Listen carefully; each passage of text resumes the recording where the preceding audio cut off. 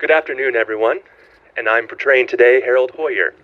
I was born on June the 24th in 1891 in Galesburg, Illinois, to Alfred and Matilda Hoyer.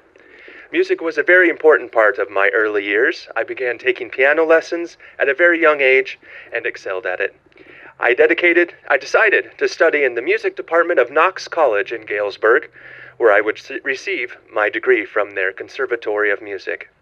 After graduation, I moved to Chicago to work as a full-time musician playing the piano.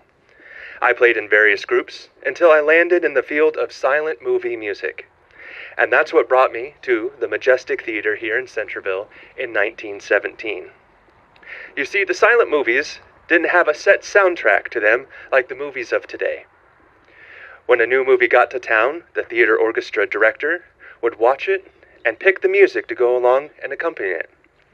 You know, sad music, suspenseful music, happy dance music, whatever the film called for. Then a live orchestra, usually made up of 5 to 10 people in a town our size, would play that music along with the movie for each of its showings. So the movie experience that you would be seeing at our theater would differ if you went to a different theater, or maybe anywhere else you would go, you would have a different movie-going experience. Frank Minkler was the director and violin player for our little group.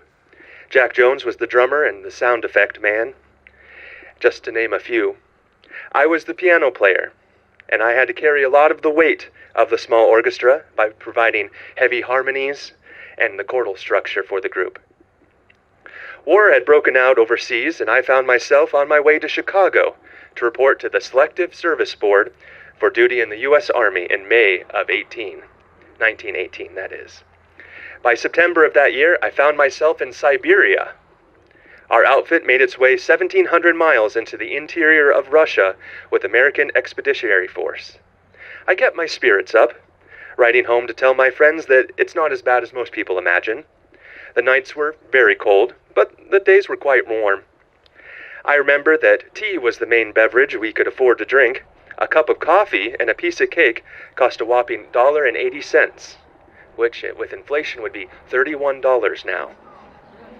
So we kept to the tea. I was in Russia for a little over a year before returning back to the States in the fall of 1919. Upon returning to Centerville, I resumed my position at the Majestic and started an additional venture. My friend Ellis Pixley and I opened up a sheet music store on the Midway, or Pill Row, in 1920.